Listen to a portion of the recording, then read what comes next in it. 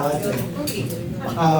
again, let me thank y'all for inviting us to come and spend the day with you today. We always enjoy coming up to the Buckeye District. As many of you know, we live in the Huntington area, which is just right across the Ohio River from Ohio. So we are in Ohio a lot. Just nice to come up and see our friends again. So I'm going to talk a little bit about some soil chemistry, some soil additives, and some things like that, because Monica's sort of given you the what, as we've talked about this morning. I'm going to add a little bit to the why these things happen and things you need to look for when you look at, for example, the label on a fertilizer. You want to know what's in there and why it's in there. So we'll talk a little bit about soil chemistry. I'll try to keep it, somewhat simple. It's a lot more complex than I understand, I can tell you that. We'll talk a little bit about the microorganisms in the soil later on, because they are what really affect your fertilization program, and talk a little about some products that are involved there as well. So we're going to talk about a lot of different things as we go through today. Now, Monica's already sort of let you know there are essentially 17 essential elements that roses need to grow. Carbon, hydrogen, and oxygen, most of these are supplied naturally. The water provides hydrogen and oxygen, as does oxygen gas. Carbon dioxide, which the plants use to build a lot of their building blocks that they need to become a plant, supplied by carbon dioxide, plus things they actually get in nature. The macronutrients, NPK, we've talked about, and then what I call moderate nutrients, things like calcium, magnesium, and sulfur. You need a fair amount, but not as much as the NPK for the roses to grow. And then all the micronutrients and trace elements, the iron, the copper, the manganese, zinc, boron, molybdenum, fluoride, and nickel. Not everybody's a chemist, I understand, so you see a symbol, you don't necessarily know what it is. We'll talk about them as we go through. So the first question we can ask is, where do all the nutrients come from? Okay, some of the nutrients they're going to get because we add them to the soil when we plant them, or we add them to the soil after the rose is in the ground and growing.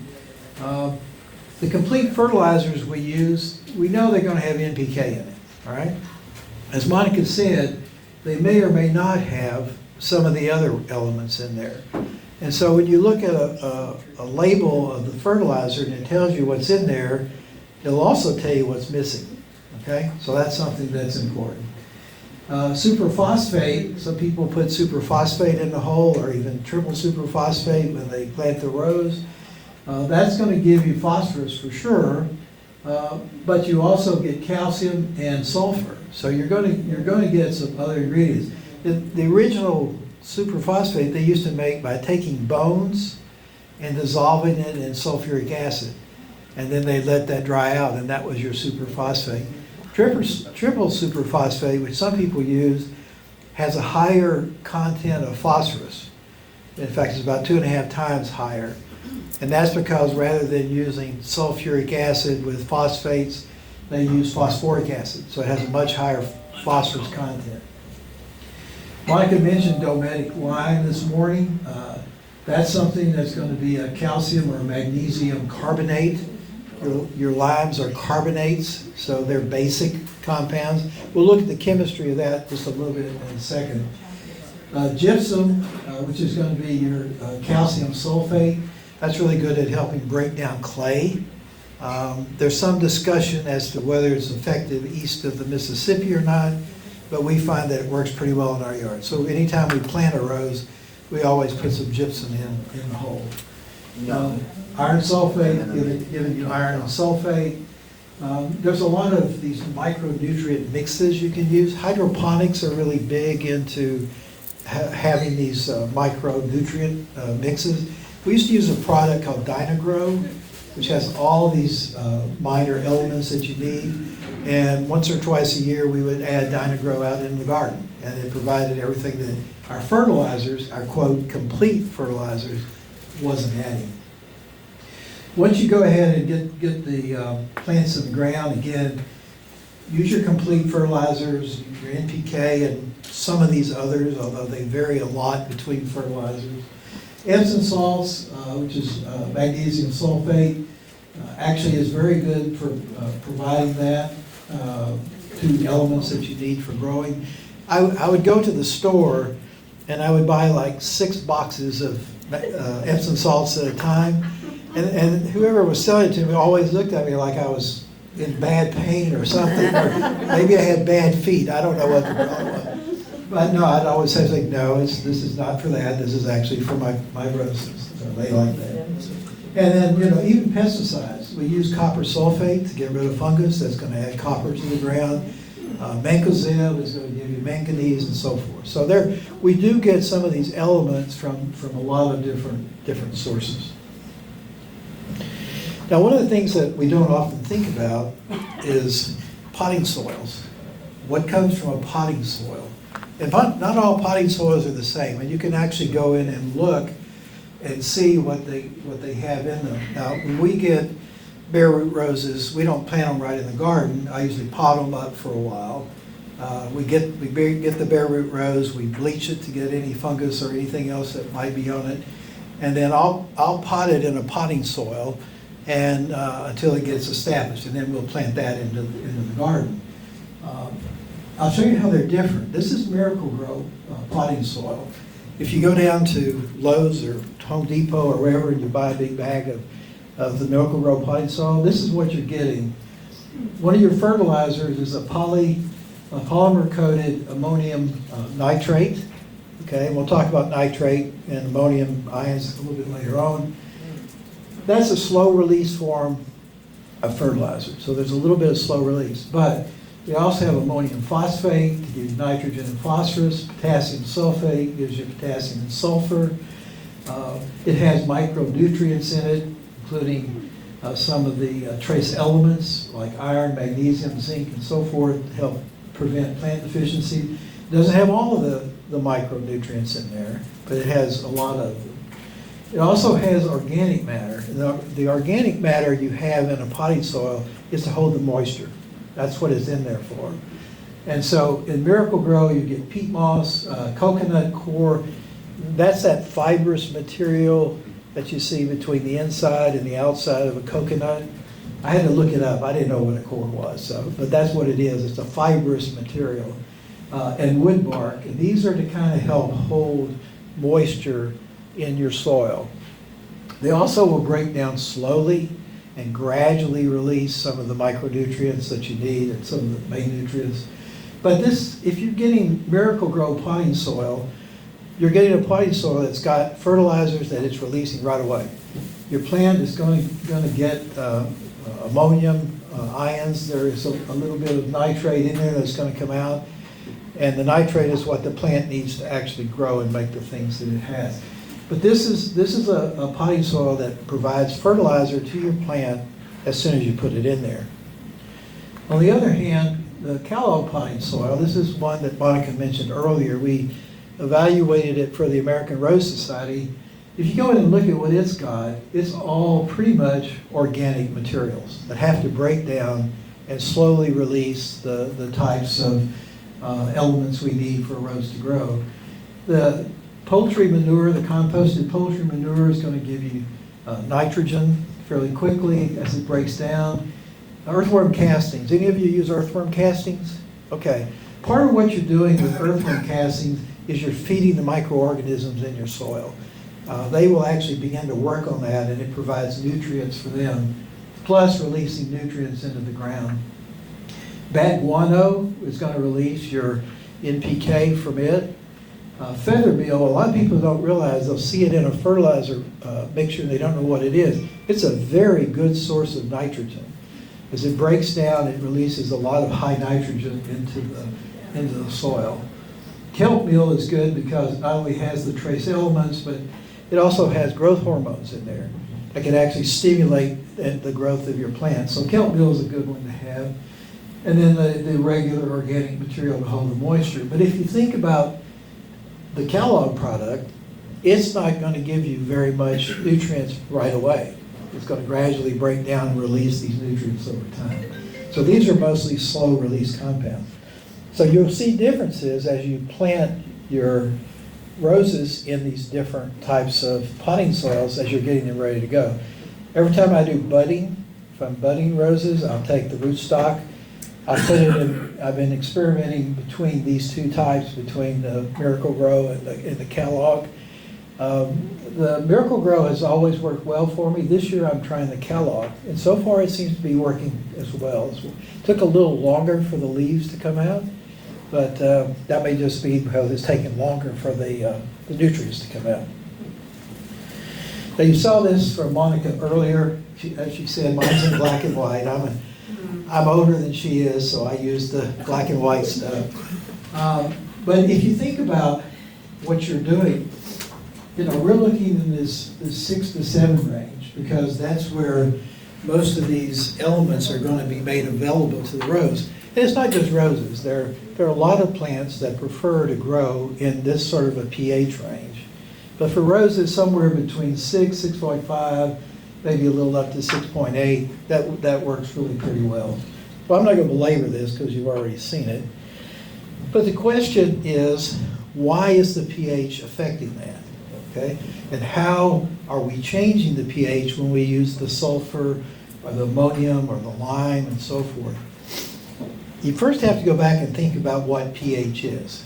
What are we measuring when we measure pH? Well, we say we're measuring the acidity of the soil.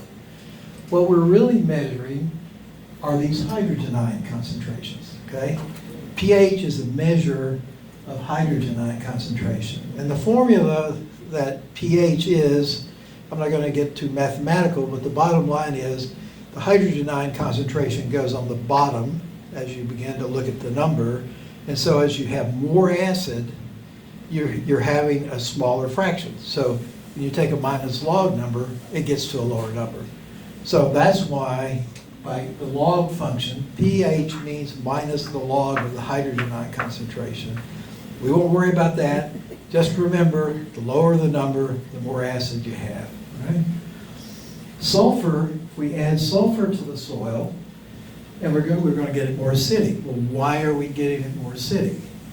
It's because bacteria in the soil will take that sulfur and they'll convert it to an acid. They'll convert it to sulfuric acid, which will release these hydrogen ions and give us sulfate. Okay? So we're adding sulfate to the soil, plus we're adding more acid. And since bacteria are doing it, it takes a while. The bacteria have to take in the sulfur, they have to go through a bunch of enzymatic processes. It takes a while to make enough sulfuric acid to actually lower the pH of the soil. All right? She said it takes several months, and it does.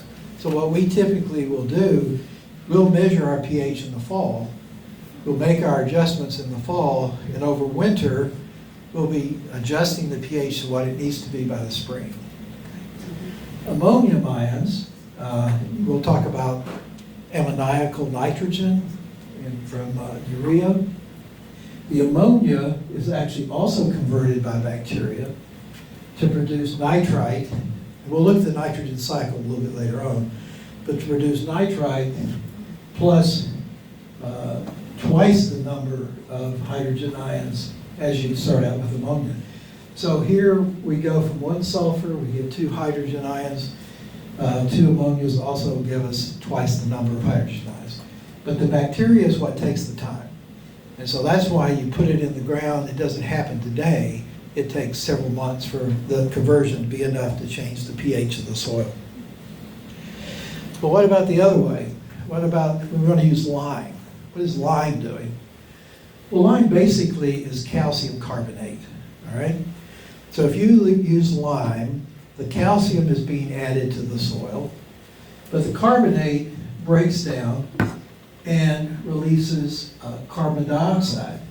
And in doing so, it's doing it by combining with the hydrogen ions, or the acid we have in the soil, to form something that's going to break down and eventually go off as CO2.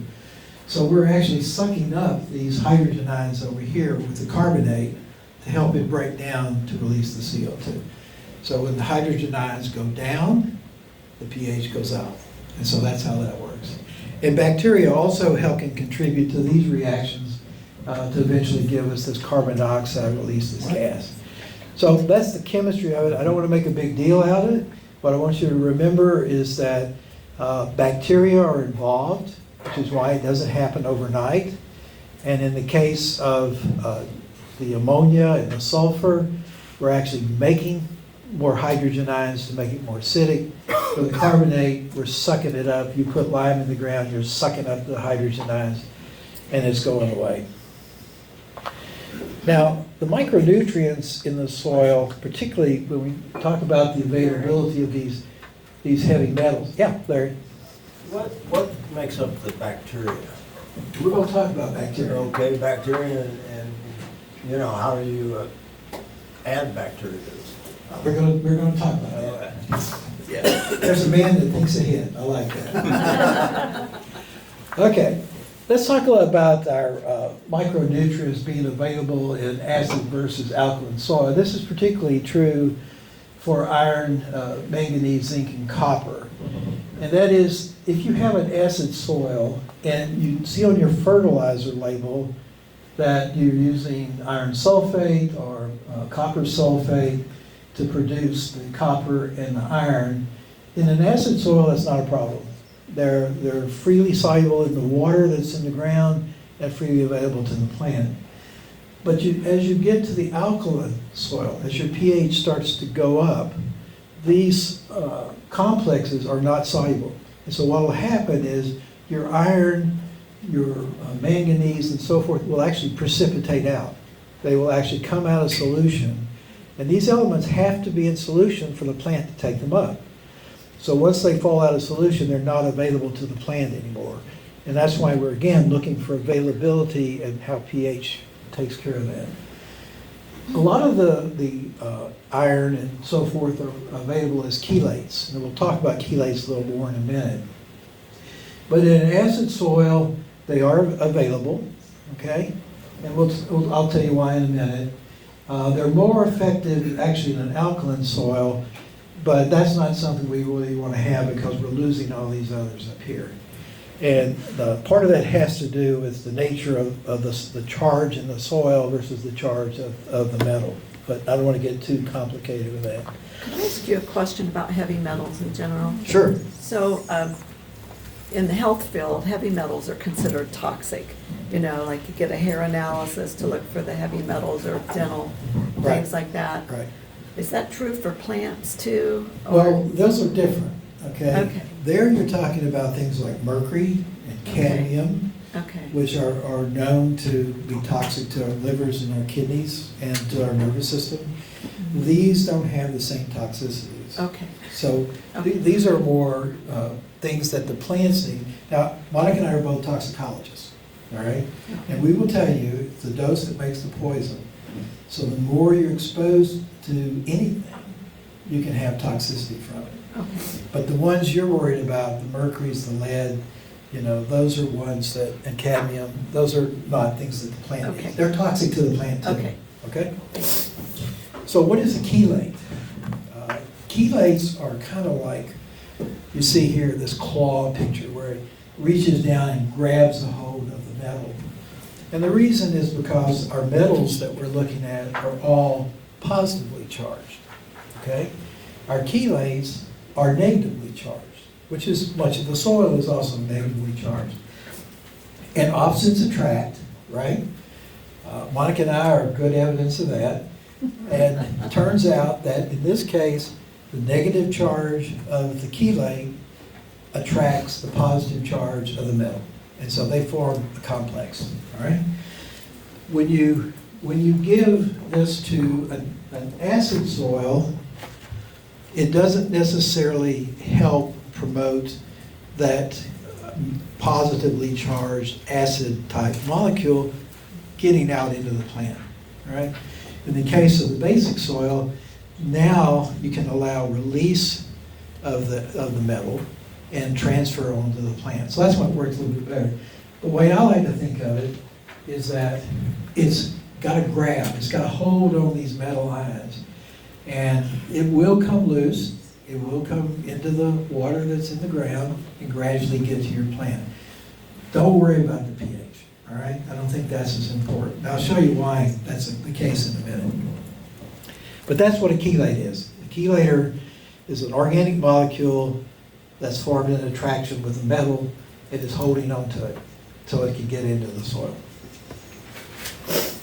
Okay, so which chelator do people use? And we're going to look at a fertilizer label in a minute. This is a slide that talks about the highest pH that it's still effective.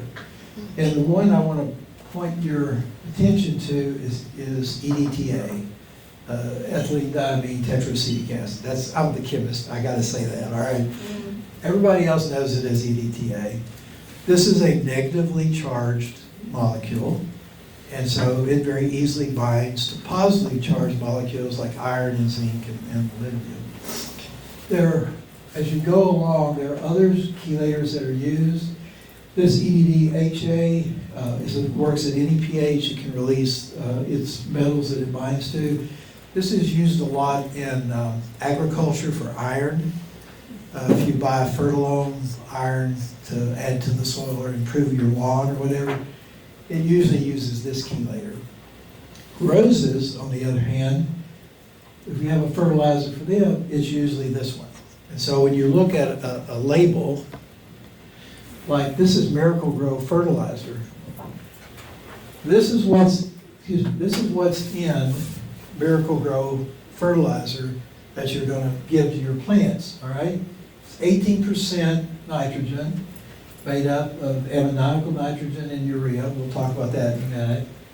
It has phosphorus, it has potassium, coming from phosphorus pentoxide and potassium oxide.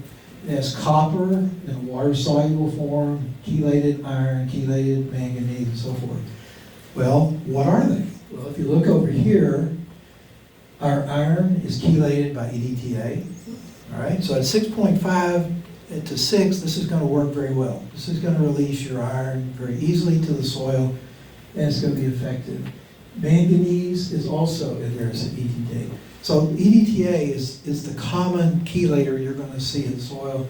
It operates best between 6 and 6.5. All right. There are also other information here we'll come back and talk about in a little bit, but chelators are there really to make it more water soluble and more easily to get into it, and you're not as worried about your soil being a little bit alkaline, because if it's alkaline, these ions, metal ions, are going to precipitate out and you're not going to be able to use them.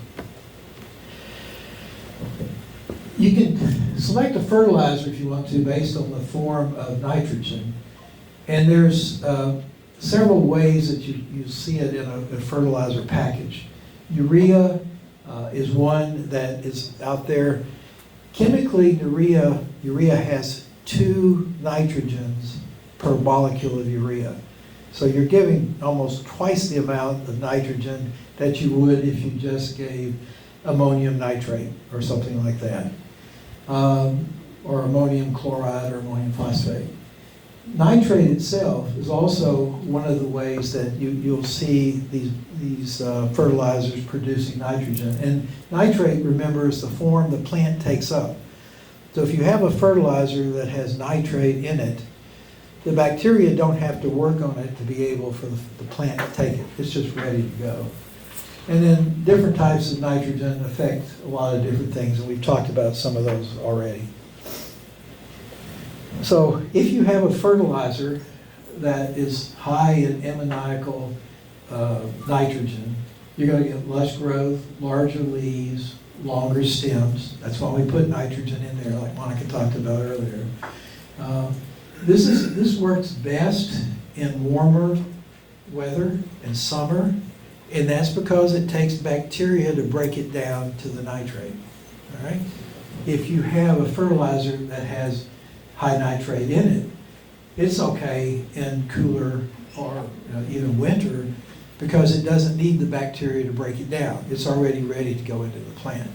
So anytime you're going to use a fertilizer like we just saw with Miracle-Gro, that's going to work best in your warmer weather. Then there are some others that are going to work, like some of the Peters that work really well when it's getting into the fall. In terms of how the fertilizers actually affect soil medium pH, if you have high ammoniacal fertilizers, then it's going to be an acid fertilizer, because as it gets metabolized, it's releasing that hydrogen ion.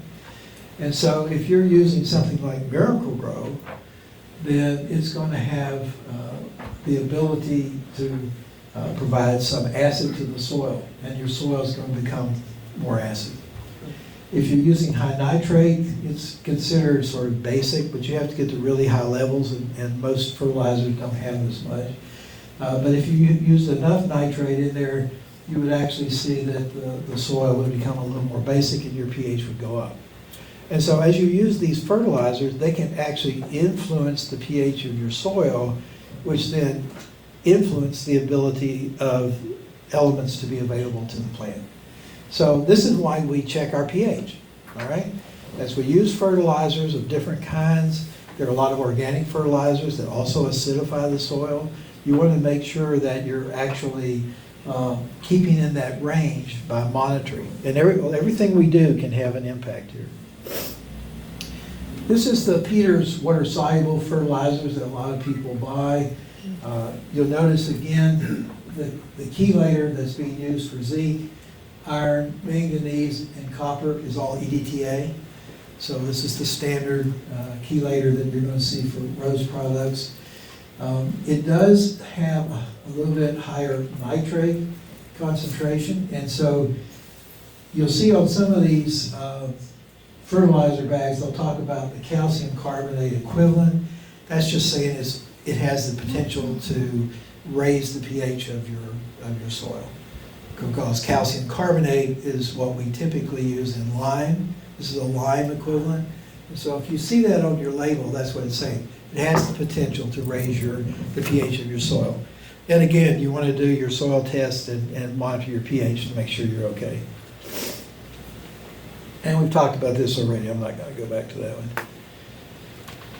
So plants need nitrate. Okay, how do we get nitrate? Well, I didn't know. I had to go look it up. And I found this picture, which I think is a really good figure for talking about how we get to nitrate. And it brings up what Larry was talking about. Bacteria play a key role here. And what kind of bacteria are we talking about? And how do we get those bacteria that can be on our side? Because not all bacteria are good, okay? Let's start out with nitrogen in the atmosphere, okay? It's not a fertilizer for us, but nitrogen in the atmosphere can come down and can actually associate with the soil, and there are bacteria called nitrogen-fixing bacteria that can take that nitrogen gas and convert it to ammonia, all right? As material decomposes, like manures and urine that come from animals such as cows, horses, this can actually be broken down, can decompose that organic matter and release ammonium ions. And there are bacteria, both ammonia oxidizing bacteria and these ammonia oxidizing archaea, that can, these are all microorganisms, single-celled microorganisms that can take the ammonia and the ammonium ion and convert it to nitrite. Okay? Nitrite is acted on by other microorganisms, other bacteria, that then oxidize it onto the nitrate. And this is what now our roses can take up and actually get the benefit of nitrogen, because they need the nitrate to do it. Now the nitrate can also, there are bacteria that can break this down. So there are bacteria in the soil that can do the opposite effect of all these beneficial ones we have over here trying to get it. And don't worry about the names or anything like that. I mean, the main thing is to realize that there's a constant battle going on in the soil. I didn't realize this until I talked to a microbiologist that does soil chemistry. After 30 minutes, my head was spinning, all the things that were going on. But the bottom line is, this is where you're trying to get, all right? And so bacteria are very good at helping us get here, but there are also a few that can take it away. Now, ammonia in the soil, this was a graph that I saw the other day, that is very important about temperature, all right? Ammonia in the soil, if the temperature is below 50, say around 45 degrees, ammonia can stay in the soil for a long period of time, all right? If the temperature gets up around 50 to 60 degrees, like we start to see it in the spring, it goes down dramatically, all right? Why is this the case? Well, one thing is the warmer the soil, the ammonia can actually evaporate and just come on out as a gas. But the real reason is because bacteria aren't active in the soil until it gets above 50 degrees. So in the spring, when your soil temperature gets above 50 degrees, your bacteria start working on what's in the soil, and they're converting that ammonia or ammonium ion onto nitrate, which the plant can use. So that's why your fertilizers don't work as well when you have it below 50 degrees or so. You need those bacteria to be ramped up and start breaking down the fertilizer. Yeah, Is that soil temperature or air temperature? soil temperature, because that's where these guys live. So let's get to Larry's question. These things that grow in the soil that we don't see, we want to improve, and we can improve our health soil by using microorganisms. I never had microbiology, okay, I'll tell you that to begin with. And so I've had to learn a lot about different types of microorganisms. I couldn't tell you a gram positive, a gram negative. Jim could, but I couldn't tell you. And so we have things that live in our soil that are in constant activity as the temperature gets higher. They're breaking down our fertilizers. They're actually fighting with each other. There's a lot of battles that happen on in soil between these microorganisms. And so what do we have in the soil? Well, we've got algae, we've got bacteria, we've got actinomycetes, protozoa, nematodes, fungi. So a lot of things that actually grow in the soil. Some are good, all right, and some are bad. We have good microorganisms, and then we have pathogenic microorganisms. What they do is different. Bacteria and archaea, these are tiny single-cell organisms. They take the nitrogen out of the atmosphere. That's one of the things they do, and they actually turn it into the forms of nitrogen that the plant needs to take up to do its job. They can kickstart decomposition of organic matter. Do a lot of different things that are good. The fungi, the one that we've all heard about, we got a question about this morning, the mycorrhiza, these are fungi.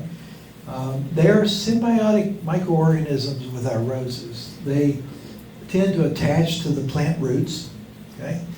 And they live in harmony. They tend to expand the effective surface area of our roots so that the plants can take up more water and more nutrients. And in return, the plant, our roses, release carbohydrates or starch, like Monica was talking about today, that the fungi need. And so we'll talk more about mycorrhiza in a minute, but it's a symbiotic relationship. It's like having a good cousin living with you, okay?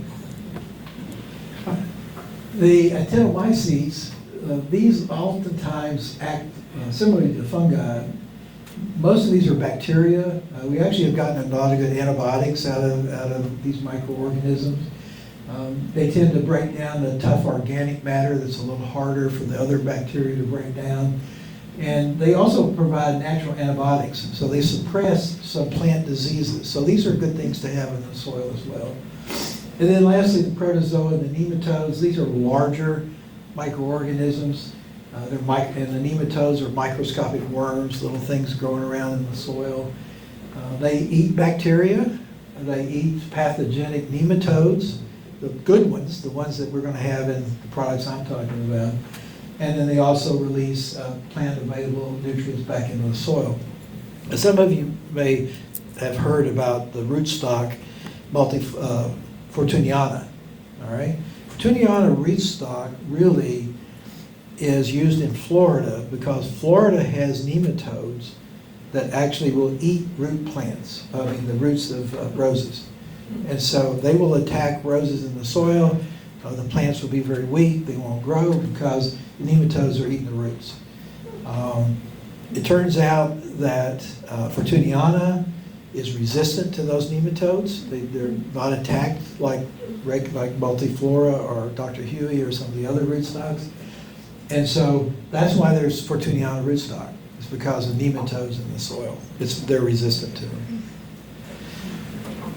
If you look at what mycorrhiza does, mycorrhiza will attach to the roots, and then they'll help root growth and root development. And this is an example of plants that were exposed to different levels of mycorrhiza. In fact, if you take a plant out of a pot that's had mycorrhiza put in it, you'll oftentimes see these white, fuzzy little things along the roots, and that's the mycorrhiza. They're fungus, and they're growing in the soil on the roots. The net result is they take up more water, they have a bigger surface area, they actually help the plants grow and develop faster. This isn't a commercial, okay? But this is without, and this is with. And you can see the impact that the mycorrhiza had on letting this plant grow and develop. Now, many of you will remember Jim Zimmerman.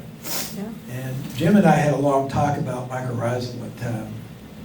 We both agreed that it works very, very well on potted plants, right? If you add mycorrhiza to potted plants, it's pretty clear you get this increased growth in the pot. Jim never was able to see an effect if he added it to roses already in the ground. I've heard some people will actually, in order to get that effect, will soak their roots in mycorrhiza solutions before they plant them. And though the mycorrhiza is more associated directly with the root. I don't know, I haven't done that experiment. But for those of you that are interested in mycorrhiza, you might do it and let me know what you find out. There's a lot of mycorrhiza products on the market. This is just a slide from some of the things that I found. I love this. Bigfoot over there, look at the roots on Bigfoot. Great white. I mean, I just did a quick look online, but you can see there's a lot of products out there. A lot of times these, your nursery stores will have some of these products available for you to try. But if you want to try mycorrhiza, I think definitely if you have potted plants that you pot before you plant them in the garden, this might be something worth trying. The other thing that happened, as some of you know, Monica and I were part of the product evaluation committee for the American Rose Society for a number of years. We ran it for, I don't know, 12 years or so. Monica's still in charge of it now, although we haven't got anything to evaluate lately.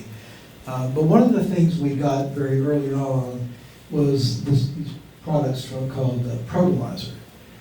These were from Natural Alternatives. We got both this form and this form to test for the American Rose Society. We did find that in our plants we saw an improvement in growth. And so we started looking at what these actually are. And Larry, this is to your point. These are full of beneficial bacteria. There's billions of them in there. And the fertilizer product also has the mycorrhiza in it. And they're activated with water. So you get water on this stuff, these bugs come to life and they're start to go around. We did see some benefit from this. The microbiologist that worked with this company was Kevin Johnson.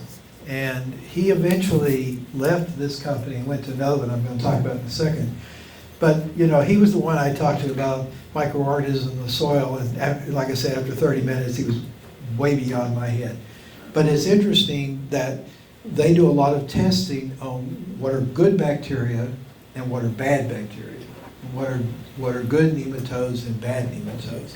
The fertilizer products are mainly bacteria and fungus. The other company, and this is the website, naturalalternative.com. So if you want to look at some of their products, that's a way to go. Check them out. The other company Kevin moved to is Microbial Science Laboratories, and that's their website there. You can go look at that. These also have lots of different types of bacteria in the soil.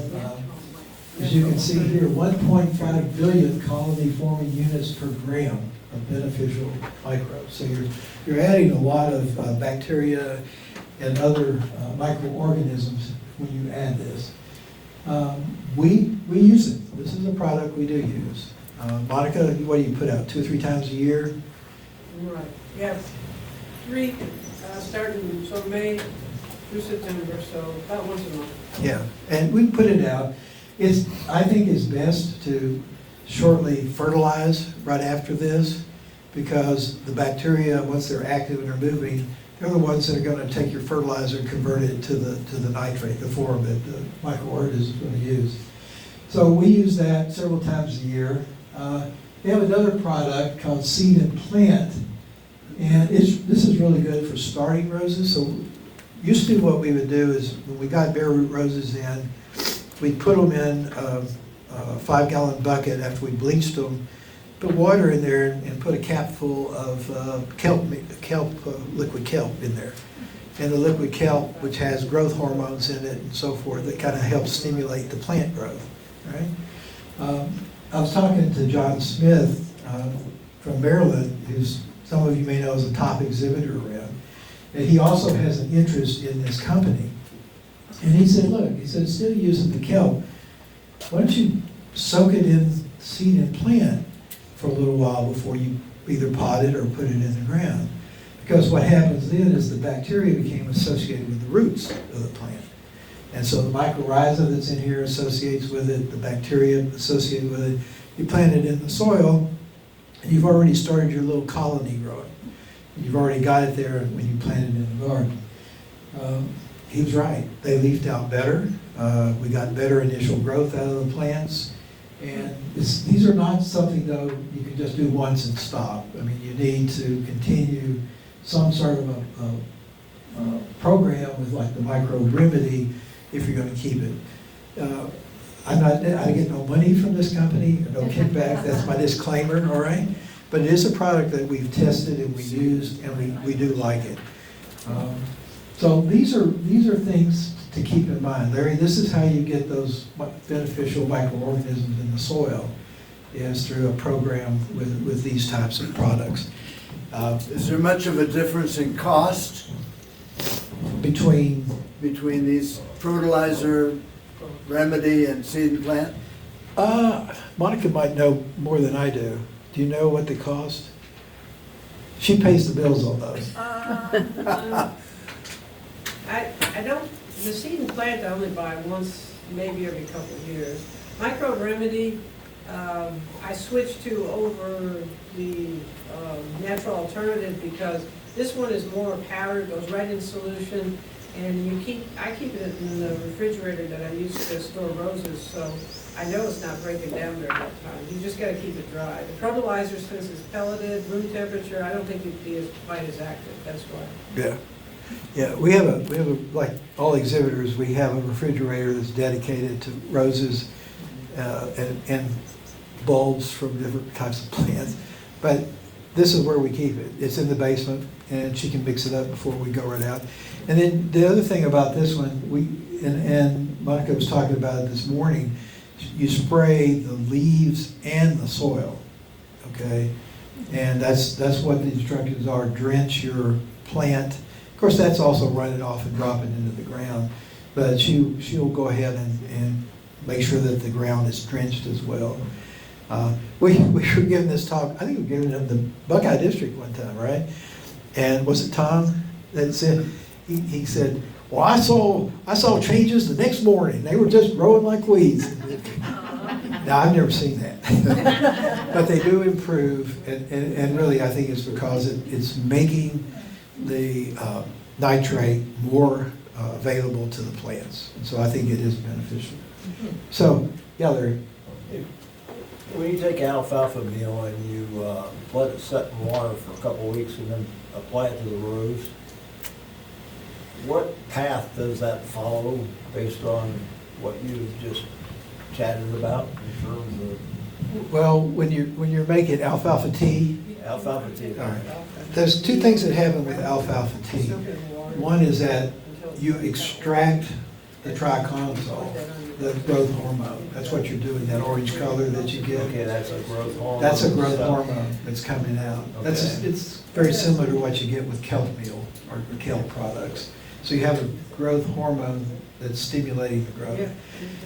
The thing I've noticed is I also get some microorganisms that grow on top of my can, as long as it's not too hot out in the garden. And I think I just add those right in. I'm probably adding some bacteria from that as well. But the reason you extract the alfalfa tea is to get the growth hormone and any minerals that might be in there as well. And I do use rabbit pellets. Okay? I actually go to the store and buy a 50-pound bag of rabbit food, and that's what I use. So these are different. These are going to be all bacteria, a lot of high bacteria numbers. So they work in by different mechanisms. All right, so one's a growth hormone, and the other one, these are bacteria products. Right. These are You making. don't get a lot of bacteria activity when you do the alfalfa tea? You probably get some. I mean, it's going to enhance it, and it's just like fish emulsion. Okay, why do we give fish emulsion to roses? Well, we're not really feeding the plant as much as we're feeding the bacteria in the soil. So our fish emulsion is really helping the bacteria grow and develop as well. Or would they stack against a product like this? Well, here you're increasing the number really high right away. This is going to have a more immediate impact. Right? And the fish emulsion is going to help, but you have to keep doing this. Yeah. All right, and with that, I've come to an end. This is, I know you may not see it. This is actually one of our dogs that we used to have back here. I showed this slide one time, and they said, "Why is the Black Panther doing in your backyard?" This was Hannah. She was a black lab. If she closed her eyes, you couldn't even tell she was there. And this is Maggie, one of our early gonas. But the gonas always help us put out our fertilizers and keep the garden. Yeah. Quick question, it's not really, maybe it is a chemical. You know the potting soil that has the moisture control in it? Do you have any thoughts on that? Is that good to use if you're putting a rose in a pot?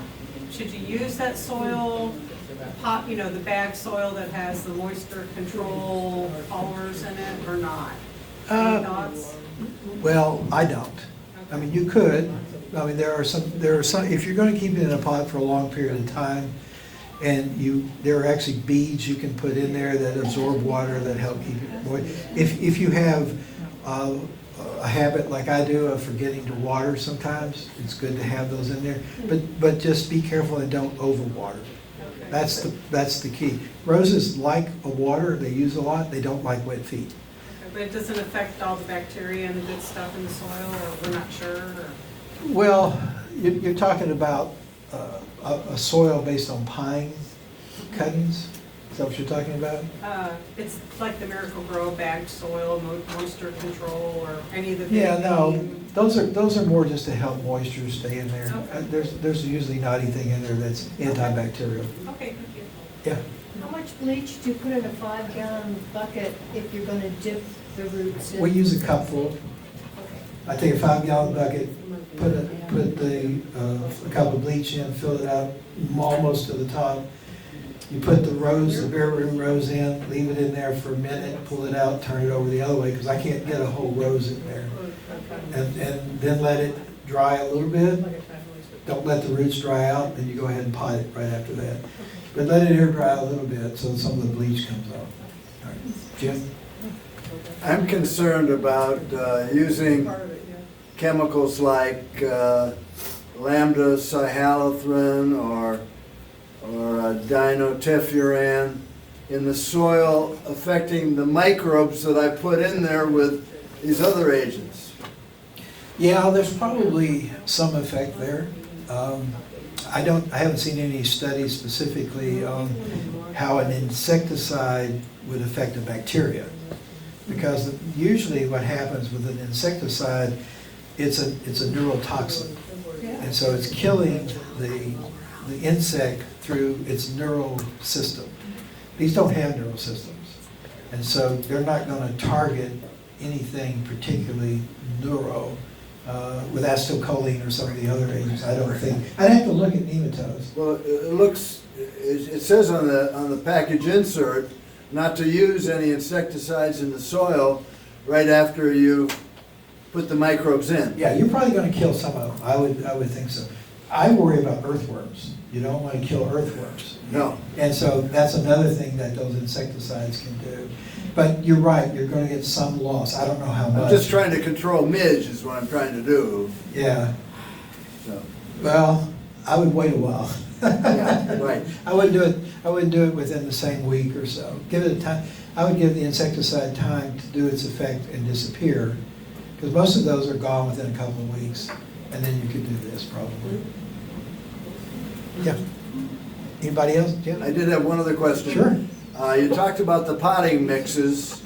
How about if you're starting cuttings? Can you use cuttings in those potting mixes? You can. I mean, they have some nitrogen or some fertilizer in that mix, right? I've tried it, I haven't had good luck.